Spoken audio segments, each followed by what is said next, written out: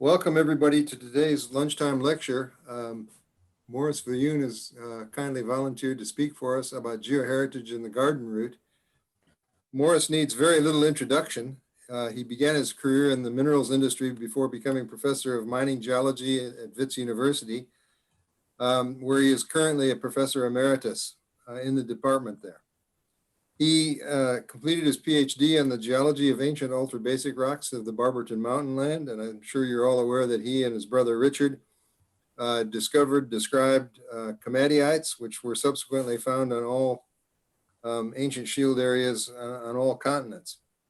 Morris has published more than 70 papers in scientific journals.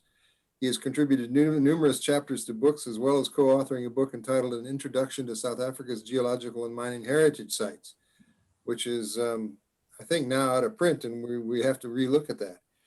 He is a fellow of a number of geological and mining societies throughout the world.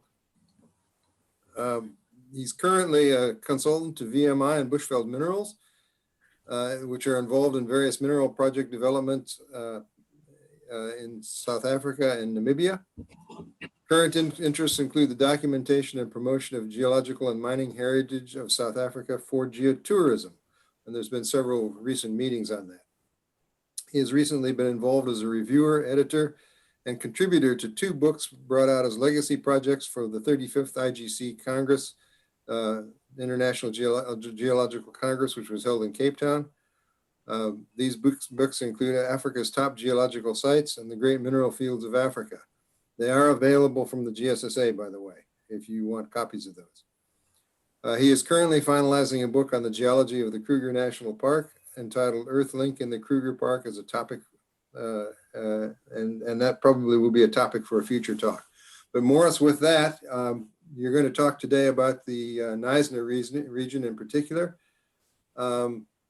Take it away. It's all over to you. Thanks, Craig. Nolene, for the introduction there, Craig. Look, the Garden Route is a well-known tourist region with a lot of attractions, mainly the beaches. However, there's a fantastic scenery there to be seen as well, like the lakes and the mountain areas and the valley and the gorges and whatever. So this talk really concentrates on how the landscape is formed to give the scenic features that characterize the Garden Route today. I should just mention by way of introduction that we're busy with a project and to try and develop geoheritage sites throughout South Africa. And we've come up with an initial listing of potential geoheritage tourist destinations throughout South Africa, and they're shown on this map. And you can see that 10 or 11 of them actually correspond to UNESCO World Heritage Sites. And therefore, those in any event should be, the geoheritage sites should be developed. All of them have got some interesting geoheritage associated with them, those UNESCO sites. In any event, the site we're looking at today is essentially site number 4, but it includes a bit of 3 and 5 as well. So it's essentially the heart of the Garden Route area. So very briefly, digital terrain is always a useful thing to show what the area is about. We have the Cape Fold Mountains standing out pretty clearly to the north. And then we have the coastal plain, which is the light blue. It's an old wave-cut platform. And that is incised by coastal rivers, which drain off the Outeniquas here and off the Tsitsikamma here and the Langeberg over here. The only river that cuts through those mountain ranges is the Gouritz over here, that cuts right through into the Oudtshoorn Valley. And then you can see the geology associated with that. Essentially, the Cape Fold rocks, folded rocks, or the Cape Fold belt is made of the Cape rocks, with resistant quartzites forming the ridges.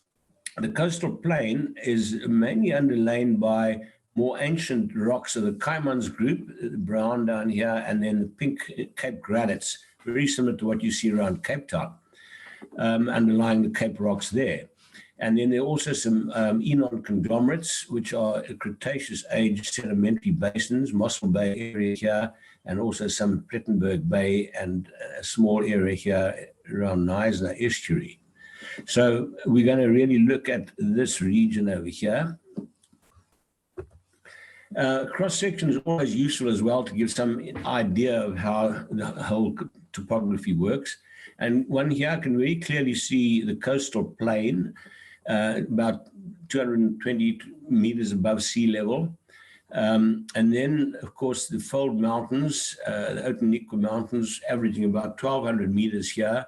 And then the Bokkerveld Shales in the Outeniqua Valley, in the Oudtshoorn Valley.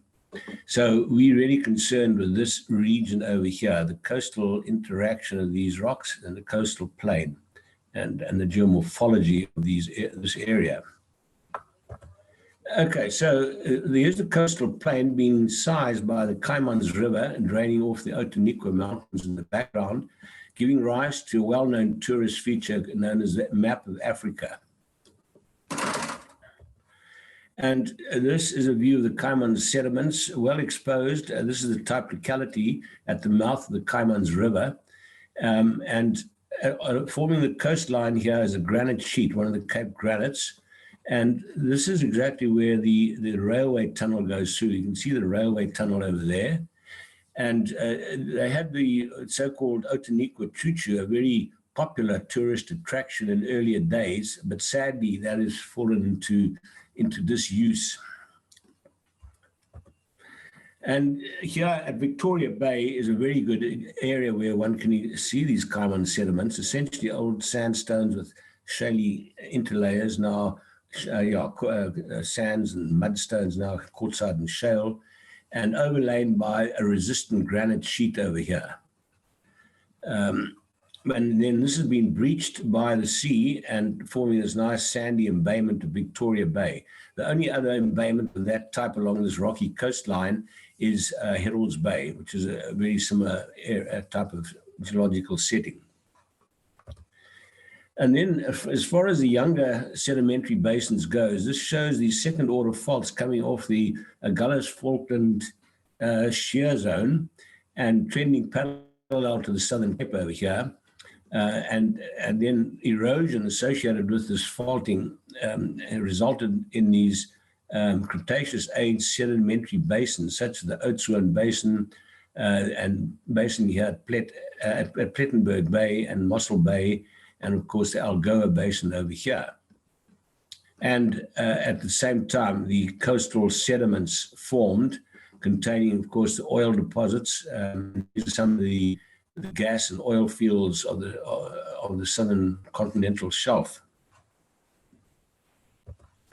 And that's how those secondary basins formed, the Enon conglomerates, coarse conglomerates joining those faults, creating into sandstone and then finer shale. This would be, for example, the Sundays River and the Kirkwood Formation over here, and these would be the Enon conglomerates. And this is how they formed. Another example on the Phantom Pass around near the Knysna estuary, very coarse conglomerates just shed directly off the upfaulted side of the fault here. And then also very well exposed Enon conglomerates on the north flank of the Knysna estuary, well seen over here. And this gives a good idea of what you see, these conglomerates, and with interlayered sandstones, often pretty colorful, as you can see here, reddish and yellowish and white sandstones with interlayered conglomerates. This is really close to the proximal area of the Enon. But as we get into the Knysna estuary itself, and of course not exposed because they're less resistant rocks, are in fact more shady type rocks and fine silts and shales.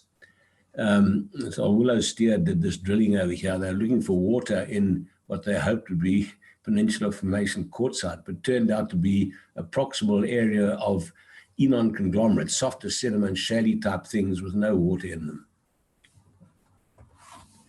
And then an important feature is this so-called wilderness embayment, of which there are four main sand cordons or belts.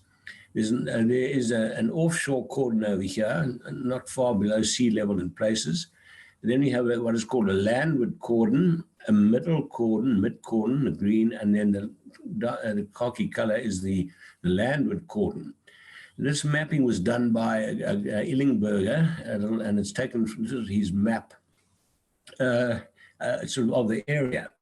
The other thing to notice is that in between the cordons, you get these shallow areas of sort of estuarine and other lacustrine deposits, where the lakes, the famous lakes of the area occur, from Island Lake over here to Longvlei, Ronnevlei, Swartvlei, and then Groenvlei over here, and Reichtersvlei in this valley over here. So that is quite a feature of the area. The cordon has been breached here by Swartvlei, the mid cordon, so that occupies the area where the mid cordon could have been. A remnant of the coastal cordon is preserved in a place called Island Lake. It is the island. And the meandering river in the flat area that joins the Tow River, that's a river that exits at Wilderness, is called the Serpentine for obvious reasons. And these, incidentally, in red, are the stops on the excursion that I've run on several occasions now. There are about 14 stops all along the coast, which highlight all the features I've been talking about. And the other feature of note are these embayments, Biffles Bay over here, and the embayments all occur behind resistant ridges or points, such as Walker Point here, which is actually a piece of a table of TMS, a peninsula quartzite. Walker Bay, also a little peninsula of quartzite here. And then there's another one here called Swartvlei Estuary. And that little promontory there is actually a very resistant piece of calcified dune rock, not actually ancient quartzite. And then, so those are some of the main features, these embayments. And then in between, these are coastal cliffs, but all made of calcified seaward dune cordon. And the place to see the caimans or the older rock formations is here at Victory Bay. I mentioned that over here. Victory Bay, is over here, Victoria Bay. Okay, so then the next one is a cross section through there, which gives also a better idea of what these cordons are like. So there's this seaward cordon, old calcified cliffs that I mentioned, but then overlain by much younger parabolic sand dunes. They're only a few thousand years. These things, the calcified dunes here, 120,000. Groenvlei in between this and the mid dune cordon, and then the Landwood dune cordon, quite a significant accumulation of dune sand, with a very high point here, Spioenkop being a notable feature. And that is well above the actual coastal plain. It does overlap onto the coastal plain in some areas, like you see here. And significantly, it's got quite a good, well-developed soil profile on the top. And so has the middle dune. But these younger parabolic dunes have got no real soil profile. They're still essentially dune sand. So the vegetation on these is very sparse and scrubby and just shallow rooted. Whereas here, I think plants grow very well, forests, and of course, there's quite extensive forestation that's taken place on the Landwood Dune as well as on the mid dune as well. Right. So here we see some of the Landwood Dune overlapping onto the coastal plain in the background with the Outeniquas in the background. And here is another view of the Landwood Dune. And here it's overlying in-on conglomerates. This is on the south flank of the Neisner Estuary, overlying in-on conglomerate and sandstone. And you can see a nicely developed soil profile on the top of the Landwood Dune here. And we see the same thing here in a quarry. It exposes in this Dendron quarry of the folded Table Mountains sandstones. But there you can see the overlying dune with a well-developed soil profile and forest growth. And there is that contact. Interesting, on that basal contact is a seam of lignite or brown coal. And that formed when there must have been sort of a marshy condition on the old high-standing coastal plain, possibly a remnant of when the sea retreated, some marshy conditions and lignite coal formed. And that was then overlain by the sand dune, which is dated at 750,000 years, the Landwood sand dune. Another, there's multiple lignite seams at this locality in that that's exposed in the quarry there. And this is typical of those dunes, rounded forest growth and so on, Landwood Dune. And this is a very high point, Viljoen, 340 meters. And then when you look at the seaward dune, you see the parabolic dune fields. These are parabolic dunes here. These are actually what we call transverse dunes coming in that direction.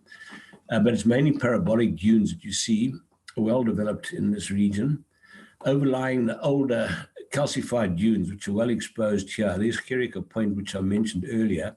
So you're getting a classical little embayment here. This is one of the estuaries between the dunes. This is Swat Flay, which I mentioned, flowing around what is called the island here, and then meandering through here and finally cutting through the land and the seaward dune field here. And this is the Swat Flay estuary mouth. There are the parabolic dunes, which you can see quite nicely on the Google image here, with these clearly deposited with wind from the southwest. And these are these parabolic closures of the parabolic dunes with the really rather threadbare vegetation on the dune faces, like this face over here and this one here. So this is the northern flank of the younger seaward dune field. And this is the inter-dune valley, and the mid-dune here with covered by good forest vegetation. So there, again, is Kerika Point in the background with calcified dune rock, and then overlying younger parabolic dune field has the northern flank of a parabolic dune, very threadbare. And however, at the base of those dunes, you get some very nice development of milkwood forest due to, I suppose, nutrient and finer grain stuff that's accumulated at the base of the dune here. And this is the inter-dune valley between the coastal and the mid-dune, the photo taken from the mid-dune field, just above, overlooking the suburb of Groenvlei at Sedgefield. In fact, I'm sitting right at the moment there. I'm right there, looking out of that window.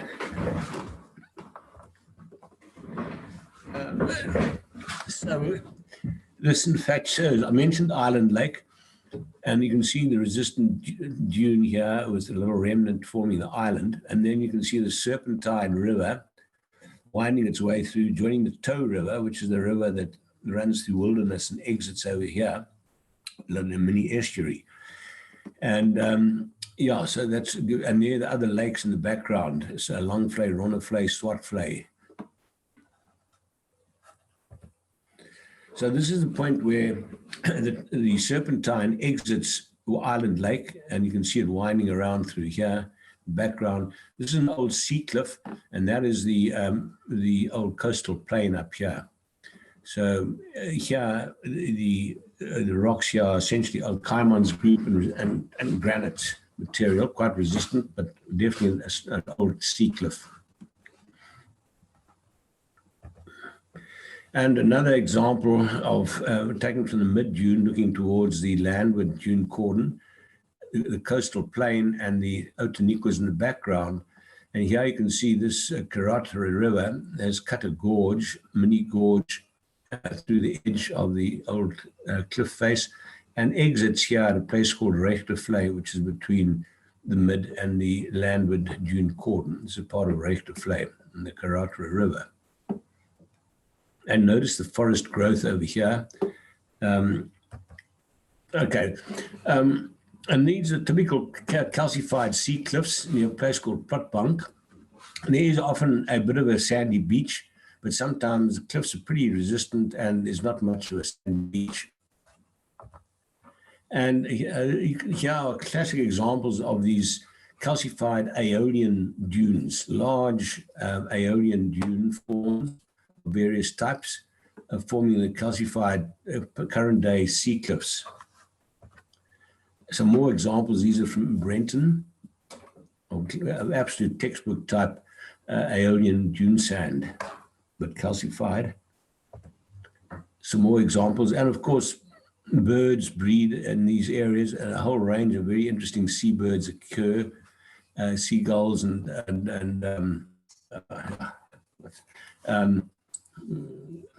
I forget the name, but anyway. And some interesting sculptures occur here. These are calcified crossbeds, dune crossbeds, and here is the head of an Egyptian mummy, or Egyptian pharaoh, I suppose you could say. At sea level, below the Aeolian dunes here, you get this herringbone type crossbedding, which is with planar beds, but then with herringbone type in between, as you see here.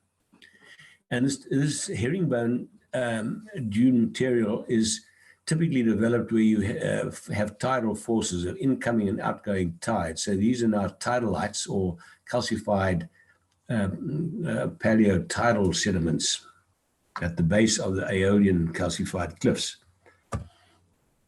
And that is this Castle Rock, I think I mentioned, well, Castle Rock at Brenton, very resistant, but you can see how it's being eroded here. And these are old tidalites at sea level, and some of these are also old calcified tidal deposits. Here as well, these forming a wave-cut platform, but very resistant crossbeds, in this case, preserved on the coast here. However, in many areas, the calcification is variable, and you're getting areas of lower calcification, which have been subjected to preferential erosion. As you can see here, some fairly spectacular cavities have formed in these sea cliffs where the calcification hasn't been as intense. The calcification, incidentally, coming from dissolved lime from seashells in the overlying sediments, dune material. And then in a number of places also you're getting big landslides, like here, classical, fairly recent landslide that probably took place in about, well, the date of this photo is 2017, about end of 2016, roughly, I think was when this took place. And the big slabs of material, and in some of these surfaces, Willis and I had a look at these a little while ago, some definite footprints or foot imprints of animals. And imprints of early humans who were in the area have also been found. And this actually shows the different sea levels and different temperatures over time. And you can see there have been dramatic changes of sea level and temperature and sea level, going back to Cretaceous times and Eocene and the Paleocene, even the Oligocene, when you had some pretty high temperatures. And then it's fallen off to modern times, but with minor fluctuations throughout here. And each of the dune cordons I showed you was at the base of one of these sea level changes. The face of the dune cordon formed the coastal cliff of one of those sea level changes. There's another estuary, the Swartvlei estuary, which exits here cuts through the seaward dune cordon and exit at Swartvlei mouth. And then another estuary well known, of course, is the Knysna estuary with some classical meanders underlain by, as I mentioned, the drilling that Willow Steer did was here on Leisure Island, hoping to get water, but they actually got into fine sediment of Enon type. So Enon conglomerates are exposed along the northern face, but then very suddenly they change into finer grained sediments underlying the whole of the main Neisner estuary. Interestingly, in this place, it's not softer dune rock or whatever, that's where the mouth is, but it's actually very hard quartzite, a very significant band or zone or ridge of peninsular quartzite has been breached here by the mouth of the Neisner estuary. And the reason for that is that you've had incredible structural deformation, faulting, fracturing, brecciation, and which has weakened the rocks in this area and resulted in the sea and the estuary being able to bash their way through and make an exit for the Neisner estuary. And that, of course, has been pretty significant. This Neisner estuary has been a very important shipping area since quite earlier times. And ships used to come in here, through here, following the channel here, right up to the harbor, old harbor here. And a railway line came down. Old railway tracks are still to be seen here on the harbor. And they essentially brought wood down. There was a lot of natural wood in the forests of Neisner, Tsitsikamma, etc. And Neisner developed, the wood industry is what really developed Neisner, all aspects of furniture manufacturing and other uses, but a lot was also exported from here to other places, and this is where it was loaded onto the ships. So we'll look now at how the mouth of the Neisner estuary came about. And immediately when you get to the mouth, you can see this incredible verticality to the structure. These are a multitude of vertical fractures and faults and whatever here as well. So the rocks are highly fractured, broken up by vertical movements. And this then became a weak zone where the sea eventually got through to form the heads. And here you can, at Cubeworms, you can get an indication of what happened. You can see a weak fractured fault zone with breccia here, and that's very clearly been preferentially weathered to eventually give this arch rock, an arch rock at Cubeworms, east side of Cubeworms Beach. So that's clearly how these weathering took place, and that's how, in essence, the Neisner heads formed by erosion of a multitude of these vertical fracture fault zones. As did the major incisions into the coastal plain along the Tsitsikamma coastline, such as Storms River and the Blowkrans over here, which incidentally is the world's highest bungee jump. I think it's about 214 meters from here to well, that's the actual, the jump height of the bungee. Here you can see then a closer look at the Neisner heads with the seaward dipping strata of the peninsula, very regular there, with caves forming in slightly less resistant zones, old sea caves when the sea was at a higher level.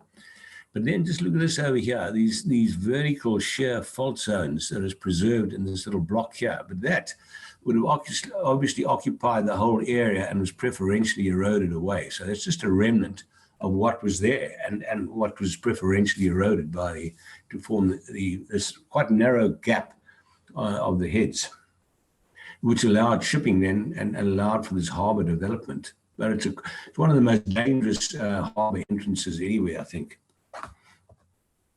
And here's another example where you can see the process, the vertical fracturing and faulting, and look at that vertical slot over here. You can see the vertical fracturing here as well.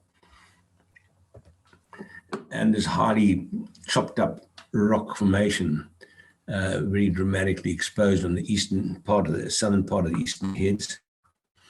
And in detail, this is what one of those fault zones look like, a highly brecciated fault zone, often with slickened sides on these surfaces as well. And so, there's a typical fault breccia of the type that was preferentially weathered. another example of fault breccia. And here, fault breccia is stuck onto the edge here, but you can see these slicken sides over here, horizontal slicken sides. It's also become a popular spot for graffiti, but in any event, you can still see the slicken sides on this flat surface where the rock fragments over here scoured the surface and smoothed the surface and created these striations as well. A classical slicken-sided surface. Okay, and then the other thing then, I have alluded to this, are the coastal features, and you essentially get rocky coastlines. I mentioned those. Neisner Heads here being one, just a little rocky area due to hard rock, and the whole of this Neisner Plet section, hard rock. And this is a hard rock section, Mossel Bay. And then you get, and I mentioned a series of points, and behind the points, you get softer formations. This is Enon and Younger. This is the Wilderness Embayment, and this is Plettenberg Bay. The waves have deflected around these hard points, and they've eroded into the softer material behind, classically Mossel Bay, Plettenberg Bay, to form these embayments. And there, for example, is the Rawberg Peninsula and Plettenberg Embayment coming around here. Nice sandy beach. And this is at Biffles Bay and Walker Bay. We have a classical embayment, Biffles Bay. That's a very popular holiday spot, Biffles Bay, and caused by this resistant Walker Point of quartzite. And then that extends away, and then another resistant quartzite pinnacle here called a Rover Hook, given rise to Walker's Bay. So there's Biffles Bay and then Walker's Bay. So, and with the waves coming in, refracting around the points and then coming in and eroding the softer material behind. So here is Biffles Bay with Walker Point, resistant quartzite, waves refracted around and erode into this the seaward dune core. These dunes are pretty well more or less as they were when they formed. Virtually no soil is developed. I should say, except along the base of the dunes where you see some quite nice vegetation due to the fine material accumulation, nutrient and whatever. But this picture was taken after a major fire 2 years ago, which wiped out a lot of that vegetation. It's come back again, of course, so what it normally looks like, but that gives clues to the very sandy and dunes here without much soil. That's what it looks like now, covered with a scrubby coastal vegetation, but you can still see evidence of these sand dunes peeping through. So in any event, that's an classic example of a pinnacle, a peninsula or point, and the basin or the embayment falls behind them. Okay. Sorry, wrong one. So there's, in fact, part of Walker Point, and then there's Walker Bay, and that's Rover Hook over there, another bit of quartzite sticking out there. There's Walker Bay around there. Okay.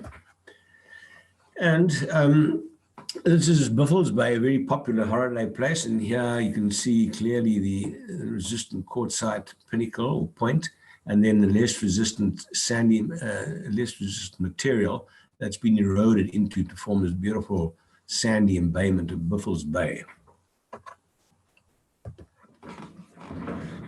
And another feature, another point is Mossel Bay Point, which is called Cape St. Blaise, well-known lighthouse over here, and it is overlain by younger. There's steeply seaward dipping rocks, which have been eroded here. You can see preferentially by weaker zones by different seas, and the sea was at a higher level, and it's overlain by much younger flat-lying strata of probably Enon type.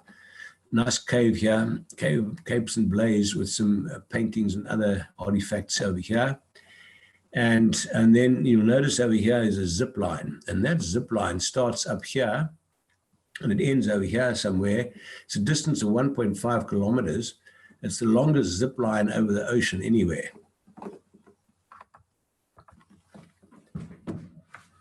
And here we have the zip line in action, and some of these preferentially eroded areas of the seaward dipping quartzites. And then the other thing of interest is the Millwood mine, gold mine, discovered in 1880, about 1885, I think it was, around about the time of the Wits discovery, or just before, I think. But it only lasted a few years, but because it didn't amount to much, there's some of the old workings and some of the quartz veins that are to be seen, gold-bearing quartz veins. Didn't have too much gold in them, I guess, but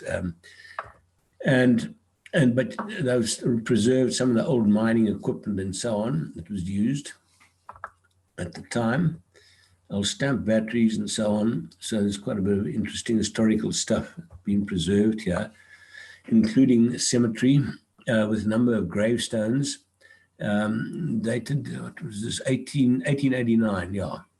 That's about the time also that it started packing up, because it wasn't lasting and the Witwatersrand had taken off. And just to get on to the floral story, that shows the Cape quartzites and fold mountain distribution, with the underlying caimans and granites, and the Cape granite here, and the Malmesbury, etc., the older stuff. But then this is the distribution of the fynbos biome, which are very unique in many ways. And it also includes this biome here, the Neisner-Tsitsikamma coastal forest. And as I mentioned, that's how Neisner started, from the wood cutting of these forests. And then inland we have the Nama Karoo, and then also the Albany thicket is another biome identified over here. And in the drier western side, the succulent Karoo, on the other side of the Cedarburg. Okay, so if we have a look at the fynbos biome of the southern area over here, this is a typical fynbos type covered hills and mountains you find, protea being pretty evident. But there are other types such as these ericas and restias, I think it should be an A, but very attractive and very distinctive fynbos types are very prevalent. And then, of course, proteas, our national flower. And then these forested areas still preserved in some of the valleys in some areas, these classical coastal southern Afro-temperate forest, it's called. And then just a bit on the human history. Once again, everything controlled by the underlying geology. And here we have flat-lying strata of hard quartzites, but flat-lying, but also with strong vertical jointing in this case. And there's an old wave-cut platform, and it's broken up the rock because it was nicely fractured and jointed, etc., to form big chunks of rock which were washed around on the coastal plain over here and became rounded boulders. And the old timers, essentially the Khoi people, started gathering this rock and building what are called fish traps over here, steep inner side and a gradual outer side. So tides came in, brought the fish in, and when they went out, the fish were trapped over here. And and there's some really good paintings. This, I think, is quite a classic, showing the activity in the fish trap, spearing the fish, and coming ashore and eating the seafood over here, the early Khoi people.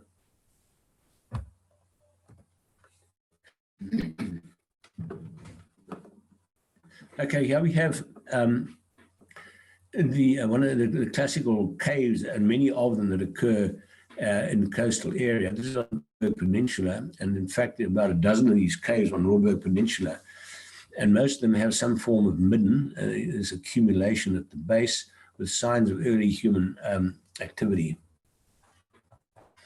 This is a cave called Nelson's Cave. This is on an archaeological tour of the area I did a few years back. And this cave occurs at the base of the Enon-type conglomerates and the underlying peninsular quartzites. It's quite a spectacular cave and a very significant deposit. A lot of excavations have been done. This is the main excavation site over here. And that's a guy called Reinhard Boers. He was the leader of this trip. He's quite a big figure in the Archaeological Society. And so there's the Nelson's Cave, and then the other one is a cave on the east flank of the Neisner estuary. And you can clearly see here how a fracture, once again, but now this is an east-west trending fracture, not typical north-south, east-west trending fracture fault zone along here, which has been preferentially weathered in an east-west direction now, however. And what you see in the foreground is a midden, a pretty significant midden. And that midden was excavated by Thomas Bain in about I think it was in the mid-1880s, in fact. And when he was building the roads, when he did the famous road builder, and his father was Andrew Geddes Bain, and Thomas Bain was the son.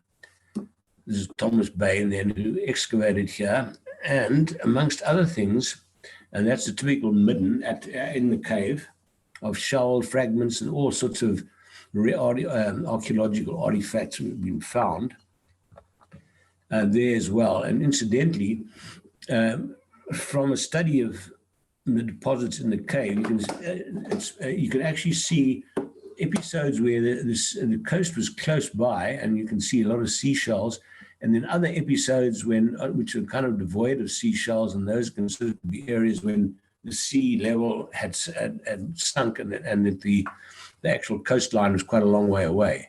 So it's all documented here.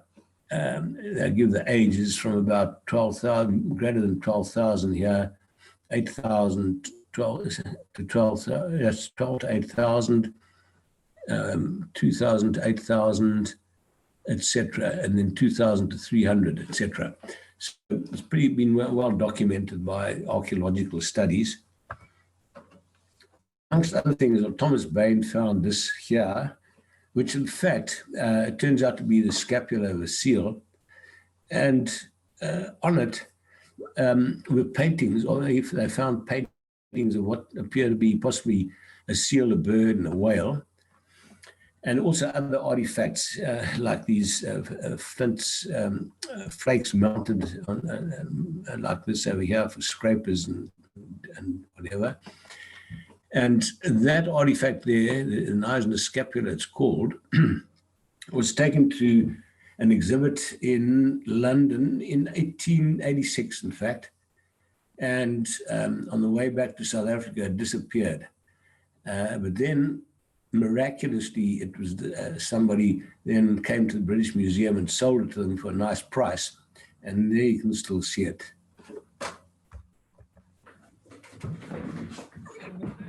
Right, over here, some more interesting cave areas. This is the Pinnacle Point Cave. Once again, a number of cave systems have kind of formed, and some actually coalesce. And it's in here that some of the earliest forms of human-like activity, the earliest known actually anywhere of human-like activity have been found at Pinnacle Point. And here are some of the breccia found in Pinnacle Point. And when it was inhabited at that time, 160,000 years ago, the sea level was way out, and you can see the coastal dune field in the distance, and you can actually see the coastal plain exposed. And these guys were foraging here for food, and there was some animal life as well, doing some hunting, and bringing the material back to the cave. And that's what's preserved now at Pinnacle Point. That's what it looks like today. And in that area, Belinda down here at the coast, a lady who's into collecting stuff found this, what seems to be the footprint of a child's footprint in calcified dune rock. So from about that era. And also these flints have been found as well, and various cutting type tools by the looks of it. And then there's also quite a famous artifact, and it's essentially from Still Bay area. It's actually a piece of ochre with a chevron pattern carved onto it. And that is considered to be human-like activity. I mean, chimpanzees are pretty clever, and they could probably cut a piece of rock like that, but it's unlikely they'd sit down and deliberately create a chevron pattern. That is considered to be human-like activity. And it is, in fact, the first evidence of human-like activity. This, I think, is dated at 80,000 years. And then here's a painting by Maggie Newman, which sums up the whole situation at about that time. Early people, earliest humans, gathering plant material as well as hunting, bringing in some animals that they've killed. And then people have collected seashells over here, and then others are using ochre to decorate themselves. And you can actually see the chevron pattern of that little artifact. And some of the longhorn buffalo extinct, and that is the coastal dune at the time that this was taking place. This would have been about 100, maybe 140,000 years ago. So that is a brief review of the geoheritage of the Southern Garden Route area. And thank you very much for listening. Thank you very much, Morris. That was a very well illustrated talk. I'll open the floor now for questions and comments. So you either raise your hand or just unmute yourself and go for it. I'd like to start the commentary with just a question. I mean, is there in existence any sort of publication that makes the geology, the geomorphology, the botany, the archaeology, and the anthropology available to the average tourist? Is there something like that in existence, or is it being planned, or? Not really, but there will be one soon. I've actually written it, and it's ready to go. And in fact, just about all the slides, the photos I've shown you will appear in this booklet, and a brief summary of the whole story. And I think I actually showed some of the sites that are included as well. It's a tour guide of the garden route, and it essentially tells the story as I've told it, basically, with the sites where you can actually see what is being talked about. Okay. Robert Smith has a question. In fact, maybe the society would be interested in publishing it for me. I think we must talk about that. Okay. Robert Smith asks, can you comment on the cause of the recessions of the shoreline in the Miocene? It was unlikely to be diesel engines. Yeah. The shoreline generally considered to be as a result of colder and warmer periods, when the ice cap froze up and froze the water from the water of the oceans was frozen in the ice cap, essentially, and resulting in sea level drop. But there might have been some tectonic activity as well. I'm sure there was also, but essentially, most people seem to think it's the sea level changes are due to changes in temperature. And I showed that one graph, which was essentially of temperature over time, and that's how it's been, worked out. So clearly there were these major fluctuations in temperature. Now, what caused those, of course, is another story, which I'm not sure what the current thinking on that is. Okay, thanks, Morris. Any other comments or questions? Yeah, Craig, this is John Bristow. Can I come in here? Yeah. And thanks for an interesting talk. First question, Morris, those really nice cross-bedded young sediments along the Renton Cliffs. Is that the low or your equivalent of the Bredasdorp stuff that we get down here in the Cape? John, I should think it might well be, but I'm not too sure about that. I haven't really seen the Bredasdorp ones, but it sounds, from what I've heard about, it is quite similar, yeah. It would be the same thing. The same sort of processes would have operated right around the southern coastline, I think. Yeah. Because I've certainly seen, these sorts of features on the Natal coast. We also get calcified dune rock at Umhlanga, I think it is, I remember seeing. But I haven't really studied any other area in any kind of detail. I've just had glimpses from time to time. So it'd be interesting to get information on other areas and see how it compares to the story developed here. Okay, great. And then the other comment, and it's great you got into the modern development of people and the Khoisan and all that, but there needs to be a hookup with people like Haley Cawthra, who's an absolute wonderful resource and a young person. And unless we get involved with our young people, we're going to lose them. She's at the CGS in Cape Town. And she's obviously, it's been sort of slightly more orientated towards the Agulhas Plateau and that area. But she and others have done some amazing work on the very young, coastal geology, the climate change. I think it's part of a CGS climate change project.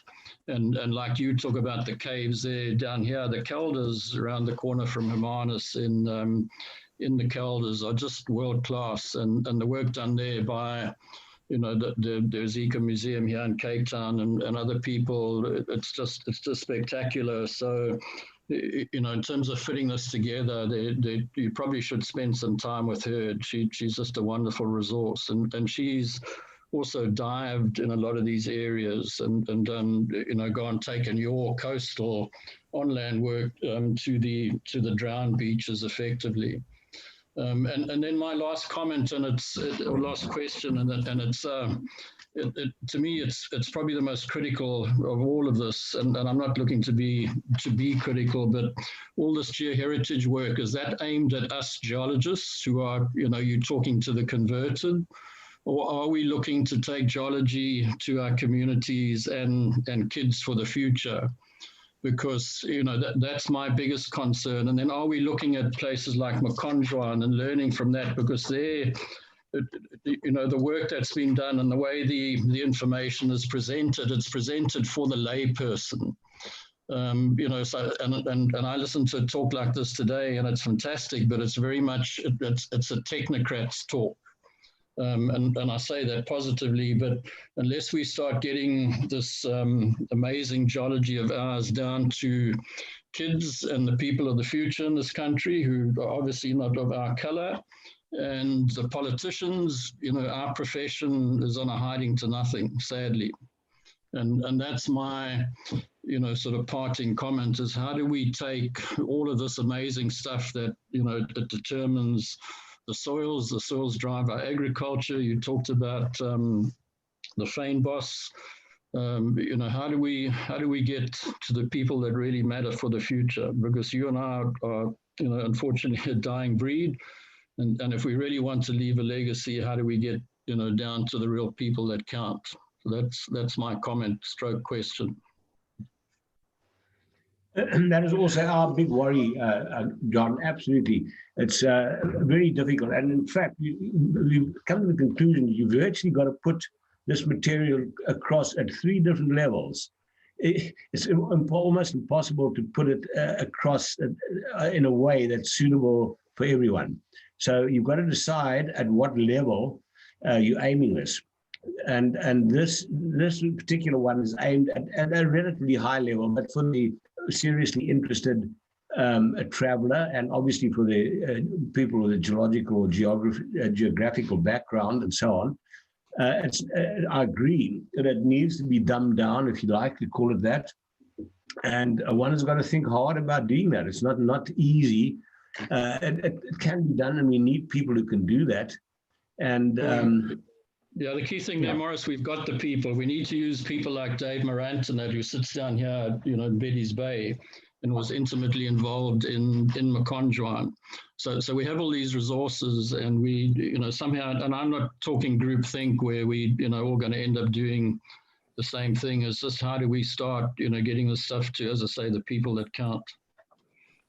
I agree. It's a worry really that how are we going to do this, but I need to work with. We want to open this up to as many different people as possible, and also up to the tourism industry, because we think it is a potentially very good tourist product, but as you say, it's got to be put across in a much more simplistic way, and we need to work with people who can help do that. And so, yeah, I agree. We need to. That's what's got to be done. I have had a chat to Haley Cawthra a little while back.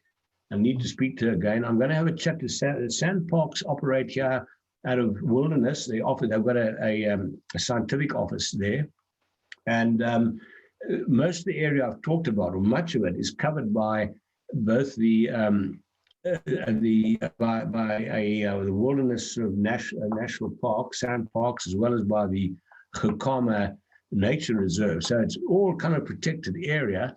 And but I want to go and speak to the guys at Sandparks here and discuss this whole thing with them. Take them this information and discuss how, and work with them and see if they can use it or how they can put it across, because there's a lot of interest in the Sandparks type side of things, but this could be added to their offering, if you know.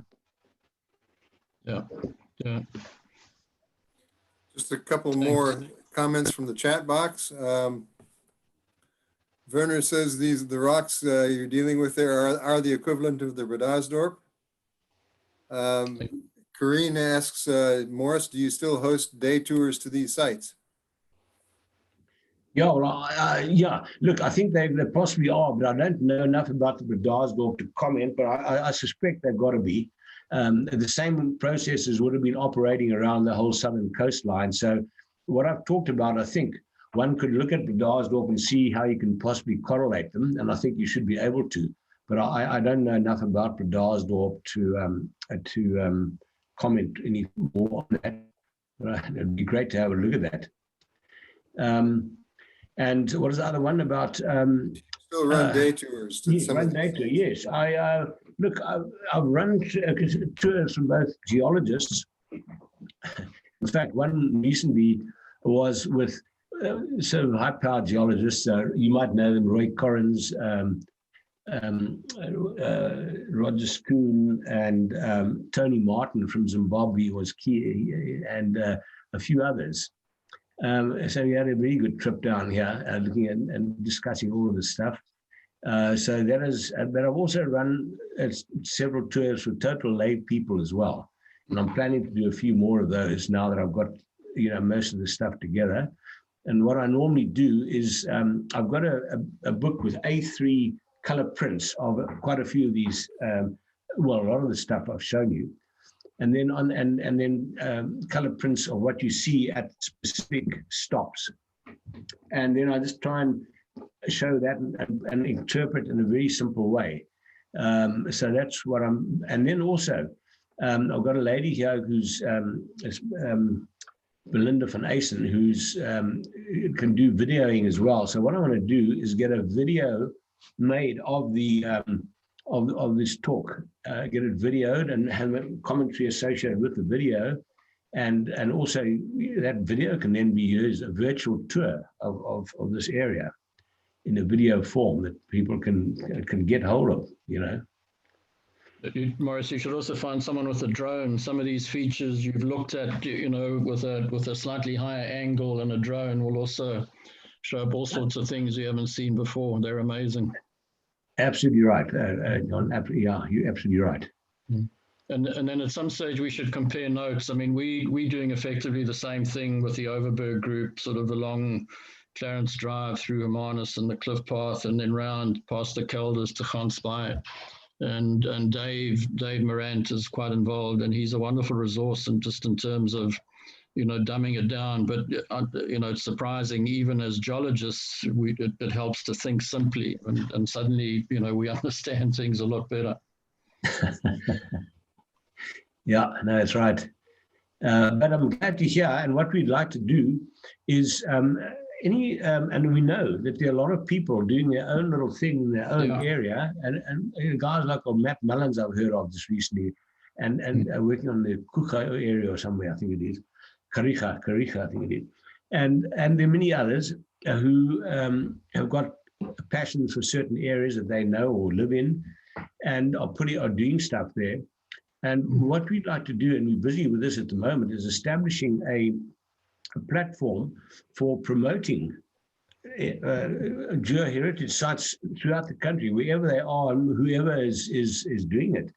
At least make it known so people can, follow up with the people involved and do a tour to those areas, and setting up a platform to promote, as I say, all of these activities and initiatives all over.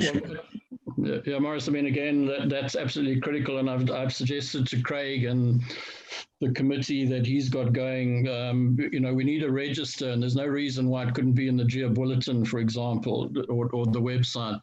There has to be a register of all this work, because there's a stack of it. I did send you some of the stuff that's been done on the sort of garden route. I don't know if you had time to look at it. And do yourself a favor, you're not far away, go and look at the little museum at Prince Albert, and particularly their rock garden. It's just wonderful. And, rock garden for kids in their stratigraphic column, and nice big samples. If they get stolen, you can replace them, you can't break it. And then you sort of plant the plant species, in the gaps between the major geological units. The Prince Albert Museum is just wonderful. And to add to that, I mean, Mike DeWitt is doing stuff on Saltpeter Kop and up around Sutherland. So, there's an awful lot of work being done, but it needs to be coordinated. And then somewhere you're absolutely right. We need to register of all the people doing these kinds of things. So, and then make this available and promote their activities and promote tours to those areas as well. And either by tour operators or even by the individual people who might be prepared to do a tour, and in that way popularize earth science and geography as well, because the whole thing here also is to do a holistic type of tour, bring in, the historical side, the human side, and that's what people like as well, how, the geology has affected human activity. And right there at the Knysna Heads is a classic example. Yeah, well, Pinnacle Point and the Calders are a wonderful example of that. And, those guys had the climate change sorted long before we did, and we'll probably never sort it. Yeah. Okay, we've got a comment in the chat box. The Knysna Museum has a website called the Geology of the Knysna Basin. Check it out. Geology of the Knysna Basin, eh? Okay. Yeah, Fred Van Berkel has given us that clue. Are there any other comments or queries before I close the meeting? Okay, thank you. Thanks, everyone. Thanks, Morris. Thank you. Thanks for all your questions and comments. Appreciate it. And we'll follow up and hopefully talk to you later as well. Cheers. Last chance, going once, going twice. Thanks. Bye. Morris, thank you very much for the presentation. I think it's got some discussion going and it was a very well illustrated talk. So thank you very much. With that, thanks everybody for attending. I'll end the meeting now. Thank you. Bye-bye. Thanks. Bye.